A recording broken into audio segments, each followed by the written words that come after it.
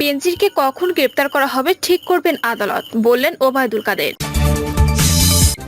জানাবো জামায়াত নেতাদের সাথে তারেকের দীর্ঘ বৈঠক। জানাবো এমপি আনার হত্যা, শাহিনকে পেতে যুক্তরাষ্ট্রের সঙ্গে চুক্তি কাজে লাগাতে চায় ভারত।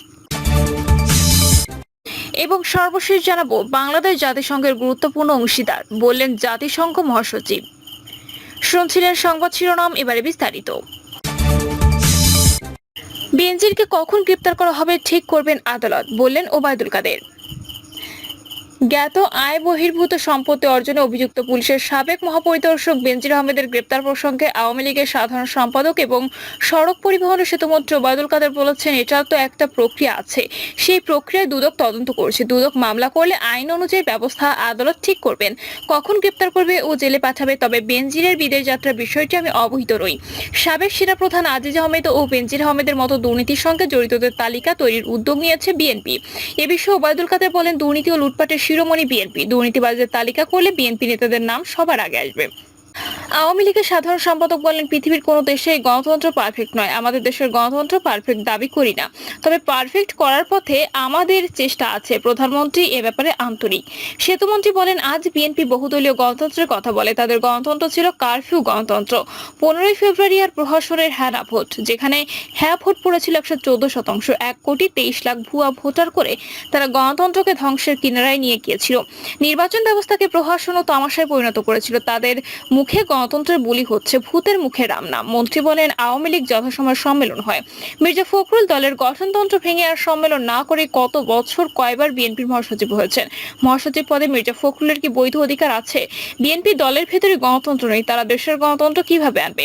তারেক রহমান ও খালেদা জিয়া দেশের জনপ্রিয় নেতা। বিএনপি নেতাদের এমন দাবি প্রসঙ্গে ওবায়দুল কাদের বলেন, বিএনপি আমলে হাওয়া ভবন ছিল দুর্নীতি আর লুটপাটের ভবন, এখন তারা দুর্নীতি নিয়ে কথা বলে। তাদের আমলে দুর্নীতি করা দল এবং প্রশাসনের কাউকে শাস্তি দিয়েছে? আওয়ামী লীগ সরকার দুর্নীতিবাজদের বিরুদ্ধে ব্যবস্থা নিচ্ছে, তদন্ত হচ্ছে। এই সরকার বিএনপির মতো ইমিউনিটি কালচার গড়ে তোলেনি। নিজের উদাহরণ দিয়ে তিনি বলেন, আমি মন্ত্রী হয়ে যদি দুর্নীতি করি সেটা কি বিনা বিচারে শেষ হয়ে যাবে? কারা কি করেন প্রধানমন্ত্রীর কাছে সব খবর আছে। প্রধানমন্ত্রী তার অফিসেও কিছু ব্যবস্থা নিয়েছেন। দেশের অর্থনীতিকে ধ্বংস করছে আওয়ামী লীগ সরকার। বিএনপির এমন দাবির প্রসঙ্গে তিনি আরো বলেন, সারা বিশ্বে অর্থনীতির খারাপ অবস্থা, দক্ষিণ আফ্রিকার মতো দেশে দুর্নীতি, বেকারত্ব ও মুদ্রাস্ফীতির বেসামাল অবস্থা, সেখানে অনেক প্রতিকূলতার মধ্যে বাংলাদেশ সামাল দিয়ে যাচ্ছে, ভারসাম্য রক্ষা করছে। দেশের অর্থনীতি যদি ধ্বংস হবে, তাহলে IMF ও বিশ্বব্যাংক কিভাবে বাংলাদেশকে সম্ভাবনা দেশ হিসেবে সাপোর্ট করছে, সেটা বিএনপি মহাসচিব মির্জা ফখরুলের স্মরণ করে দিতে চাই। জামায়াত নেতাদের সাথে তারেকের দীর্ঘ বৈঠক। গত 2 দিনে জামায়াত নেতাদের সঙ্গে লন্ডনে পলাতক বিএনপির ভারপ্রাপ্ত চেয়ারম্যান তারেক জিয়ার দীর্ঘ বৈঠক অনুষ্ঠিত হয়েছে। এই বৈঠকে জামায়াতের সঙ্গে নতুন করে ঐক্য করা হবে নাকি জামায়াত পৃথক অবস্থান থেকে আন্দোলন করবে, এ নিয়ে দীর্ঘ আলাপ আলোচনা হয়েছে বলে জানা যায়। তবে এই আলোচনা থেকে কোনো সিদ্ধান্ত উপনীত হয়নি কোনো পক্ষই। বিএনপির দায়িত্বশীল সূত্র বলছে, এই বৈঠক আরো চলবে। সংশ্লিষ্ট সূত্রগুলো বলছে, লন্ডনে পলাতক তারেক জিয়া ছাড়াও এই বৈঠকে বিএনপির স্থায়ী কমিটির সদস্য মির্জা আব্বাস সংযুক্ত ছিলেন। এছাড়াও জামায়াতের আমির মহাসচিব সহ বেশ কয়েকজন গুরুত্বপূর্ণ নেতা সংযুক্ত হয়েছিলেন বলে জানা যায়। গত মঙ্গলবার তারেক জিয়ার সঙ্গে জামায়াতের এই বৈঠক হয়েছে বলে একাধিক সূত্র নিশ্চিত করেছে। এই বৈঠকের পরপরই গত বৃহস্পতিবার জামায়াত তাদের মজলিসে শুরার এক বৈঠক অনুষ্ঠান করে। সেই বৈঠকে বিএনপির সঙ্গে নতুন করে জোট করার বিষয়টি নিয়ে আলোচনা হয়। উল্লেখ্য, জামায়াতের নেতাদের সঙ্গে তারেক জিয়ার এই বৈঠকে 2টি বিকল্প প্রস্তাব নিয়ে আলোচনা করা হয়। প্রথম প্রস্তাবটি ছিল জামায়াত এবং বিএনপি আবার প্রকাশ্যে ঐক্যবদ্ধ জোট করবে, যেমন জোট ছিল 2001 সাল থেকে। প্রথমে 4 দলীয়, পরবর্তীতে 20 দলীয় জোটে বিএনপি এবং জামায়াত ছিল প্রধান দুটি রাজনৈতিক দল। কিন্তু 2018 নির্বাচনের পর এই জোট অকার্যকর হয়ে পড়ে। এক সময় বিএনপি এবং জামায়াত দুজনই জোটকে নিষ্ক্রিয় করে। ধারণা করা হয়, আন্তর্জাতিক চাপ এবং জনগণের মধ্যে নেতিবাচক ধারণার কারণেই বিএনপি প্রকাশ্যে জামায়াতের সঙ্গে সম্পর্ক করা থেকে সরে আসে। এ নিয়ে জামায়াতের মধ্যে অভিমান ছিল এবং জামায়াতের নেতারা একসময় পরিষ্কার জানিয়ে দেন যে বিএনপির সঙ্গে তাদের এখন আর কোনো জোট নেই। কিন্তু 2023 সালের শেষ দিকে আবার বিএনপি জামায়াতের সঙ্গে সম্পর্ক গভীর হতে থাকে। এখন সেই সম্পর্ক আগের অবস্থায় ফিরে গেছে। জামায়াত এবং বিএনপি অভিন্ন প্ল্যাটফর্ম থেকে বিভিন্ন কর্মসূচি পালন করেছে। ধারণা করা হচ্ছে, এখন জামায়াত তাদের চেয়ে শক্তিশালী হয়েছে, তাই বিএনপি ও জামায়াতের সঙ্গে প্রকাশ্য ঐক্য করতে আগ্রহী। বৈঠকে জামায়াতের নেতারা প্রকাশ্যে জোটের উপর গুরুত্ব দিয়েছেন। বিএনপি সহ অতীতের 20 দলীয় জোটকে আবার পুনরুজ্জীবিত করার প্রস্তাবনা দিয়েছে।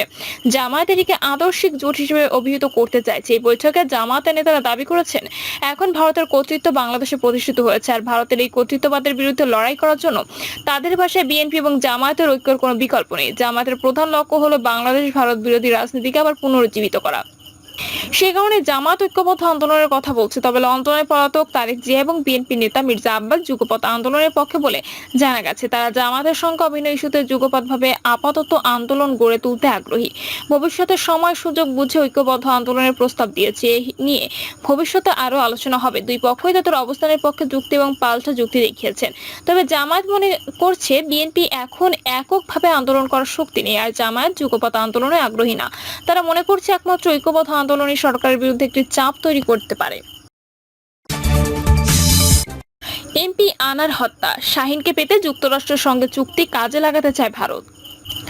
বাংলাদেশের ঝিনাইদহ ৪ আসনের সংসদ সদস্য আনোয়ারুল আজিম আনার হত্যার ঘটনায় মূল হোতা আখতারুজ্জামান শাহীনকে পেতে তোড়জোড় শুরু করেছে ভারতের সিআইডি। যুক্তরাষ্ট্র ভারতের মধ্যে অপরাধী প্রত্যর্পণ চুক্তি কাজে লাগিয়ে শাহীনকে আনার চেষ্টা চালানো হচ্ছে। ভারতীয় পুলিশ প্রশাসনের একটি সূত্রে তথ্য জানিয়েছে আনন্দবাজার। আনার ও শাহীন পুরনো বন্ধু। ব্যবসায়িক লেনদেন থেকে তাদের মধ্যে সংঘাত তৈরি হয় বলে ধারণা করা হচ্ছে। এখন শাহীনকে হাতে পেলে দীর্ঘ পরিকল্পনা ও প্রস্তুতির ভিত্তিতে হত্যার সম্ভাব্য কারণ পরিষ্কার হবে বলে মনে করছেন গোয়েন্দারা। পাশাপাশি এই হত্যা মামলা তারেক অভিযুক্ত বাংলাদেশি নাগরিক সিয়ামকে ধরতে ভারত নেপাল সীমান্তের নানা এলাকায় ভারতীয় সিআইডির বিশেষ দল খোঁজ খবর নিচ্ছে। তদন্তকারী দলটি নেপালের বিভিন্ন মহলে যোগাযোগ রাখছে বলে সূত্র জানিয়েছে। তবে তারা কিছুটা চিন্তিত, কারণ এর আগে বারবার নানা মামলায় অভিযুক্তরা নেপাল সীমান্ত পার হয়ে কাকরভিটা হয়ে কাঠমান্ডু পৌঁছেছে এবং বিহারের রক্সুল থেকে নেপালের বীরগঞ্জের দিকে ঢুকেছে। এমনকি আনার হত্যার মূল অভিযুক্ত শাহীনও বাংলাদেশ থেকে নেপাল হয়ে যুক্তরাষ্ট্রে পালিয়েছেন বলে মনে করা হচ্ছে। আবার তদন্তকারীদের একটি অংশের দাবি, বাংলাদেশ পুলিশ ও সিয়ামকে নিজেদের হেফাজতে নিতে চাইছে। দুই পক্ষ চেষ্টা করে ওই প্রক্রিয়া কিছুটা ধাক্কা খাচ্ছে। কলকাতা ছাড়ার আগে ঢাকার গোয়েন্দা পুলিশের প্রধান হারুনা রশিদ বলেন, বাংলাদেশ কর্তৃপক্ষ ইতোমধ্যে নেপালে চিঠি পাঠিয়ে সিয়ামের অবস্থান নিয়ে তাদের জানিয়েছেন। শিগগিরই তার বিষয়ে নেপাল থেকে ভালো খবর আসবে বলে আশা করছেন তিনি। ভারতের সিআইডি সূত্রের খবর, শাহীনের অন্যতম প্রধান সহযোগী সিয়াম কসাই জিহাদকে নিয়ে কয়েক মাস ধরে চিনার পার্কে শাহীনের ফ্ল্যাটেই ছিল। খুনের পরিকল্পনা কার্যকর করার বিভিন্ন ধাপে সিয়ামের কার্যকর ভূমিকা ছিল বলে তদন্তকারীরা জানতে পেরেছেন। এমপি আনার হত্যার অভিযুক্তদের মধ্যে পলাতক শাহীন, সিয়াম, মুস্তাফিজুল, ফয়সুলের নামে ইতোমধ্যে লুক আউট নোটিশ জারি করা হয়েছে। তারা বিদেশে পালিয়েছেন। এমন সংখ্যা থেকে ইন্টারপোলের রেড নোটিশ জারির প্রক্রিয়া শুরু হয়েছে। এমপি আনার হত্যা তদন্তে ভারতীয় সিআইডির পক্ষ থেকে একটি বিশেষ তদন্তকারী দল গঠন করা হয়েছে। ওই দলের নেতৃত্বে রয়েছেন একজন আইজি। মোট 12 জনের তদন্তকারী দলে সিআইডির 2 জন ডিআইজি এবং 1 জন পুলিশ সুপার রয়েছেন। তাদের অভিযানে নিউ টাউনের বিভিন্ন এলাকায় সিসিটিভির ফুটেজ জব্দ করা হয়েছে। পাশাপাশি অভিযুক্তরা যে গাড়ি ব্যবহার করেছিল সেটি চালকদের জবাবও নথিভুক্ত করা হয়েছে। তবে নিউ টাউনের আবাসনের সেপটিক ট্যাঙ্ক থেকে দেহাংশ উদ্ধার হলেও দেহের হাড় বা মাথা উদ্ধার হয়নি। খোঁজ মেলেনি পোশাক, জুতারও। এসবের খোঁজে ভাঙড়ে বাগজোড়া খালে তল্লাশি চলমান রয়েছে। ভারতীয় সিআইডির আশা, আগামী সপ্তাহের শেষ দিকে দেহাংশ নিয়ে প্রাথমিক ফরেনসিক রিপোর্ট চলে আসবে। এরপরে ডিএনএ নমুনা মেলানোর প্রক্রিয়া শুরু হবে। গত 12 মে ভারতের পশ্চিমবঙ্গে যান এমপি আনোয়ারুল আজিম আনার। সেদিন সন্ধ্যা 7টার দিকে কলকাতায় তার পারিবারিক বন্ধু গোপাল বিশ্বাসের সঙ্গে দেখা করতে যান। পরের দিন 13 মে চিকিৎসক দেখাতে হবে জানিয়ে দুপুর 1:41 গোপালের বাড়ি থেকে বের হন আনার। সন্ধ্যায় ফিরবেন বলেও জানান তিনি। পরে বিধার পার্কের কাছে কলকাতা পাবলিক স্কুলের সামনে থেকে ট্যাক্সিতে উঠেছিলেন। চলে যাওয়ার পর সন্ধ্যায় আনার তার বন্ধু গোপালকে জানান তিনি দিল্লি যাচ্ছেন এবং সেখানে পৌঁছে তাকে ফোন করবেন। পরে তার সঙ্গে ভিআইপিরা আছেন জানিয়ে বন্ধু গোপালকে ফোন না দেওয়ার জন্য সতর্ক করেছিলেন। গত 15 মে হোয়াটসঅ্যাপে পাঠানো বার্তা এমপি আনার বন্ধু গোপালকে জানান তিনি দিল্লি পৌঁছেছেন এবং ভিআইপিদের সঙ্গে আছেন, তাকে ফোন করার দরকার নেই। একই বার্তা পাঠান বাংলাদেশে তার ব্যক্তিগত সহকারী রৌফের কাছেও। 17 মে আনারের পরিবার তার সঙ্গে যোগাযোগ করতে না পেরে গোপালকে ফোন করেন। ওই সময় তারা গোপালকে জানান তার সঙ্গে যোগাযোগ করতে পারছেন না তারা। পরিবারের পক্ষ থেকে ওই দিনই ঢাকায় থাকার অভিযোগ করা হয়। এরপর থেকে এমপি আনারের খোঁজ পাওয়া যায়নি। 20 মে এমপি আনারের খোঁজ করতে গিয়ে ভারতীয় কর্তৃপক্ষ তার মোবাইল লোকেশন ট্র্যাক করে। তারা জানতে পারে কলকাতায় বন্ধুর বাড়ি থেকে বের হওয়ার পর তার মোবাইলের লোকেশন একবার পাওয়া গিয়েছিল সেখানকার নিউ মার্কেট এলাকায়। এরপর 17 মে তার ফোন কিছুক্ষণের জন্য সচল ছিল বিহারে। পরে 22 মে ভারতের এনডিটিভির খবরে বলা হয় কলকাতার নিউ টাউনের সঞ্জীবা গার্ডেন্সের একটি ফ্ল্যাটে এমপি আনারকে খুন করা হয়েছে। খুনের পর মর্ধ টুকরো টুকরো ছড়িয়ে দেওয়া হয়েছে বলেও জানানো হয়। এনডিটিভি বলে 12 মে কলকাতায় আসার পর নিখোঁজ হওয়া এমপি আনারের খোঁজে তল্লাশি শুরুর পর 22 মে সকালে তার খুনের ব্যাপারে নিশ্চিত হয় পুলিশ। এদিকে সেদিনই ঢাকায় শেরেবাংলা নগর থানায় খুন করার উদ্দেশ্যে অপহরণের অভিযোগে মামলা দায়ের করেন এমপি আনারের মেয়ে মুমতারিন ফেরদৌস ডরিন। এমপি আনার সংসদ ভবন এলাকায় থাকতেন, সেখান থেকে তিনি ভারতে গেছেন।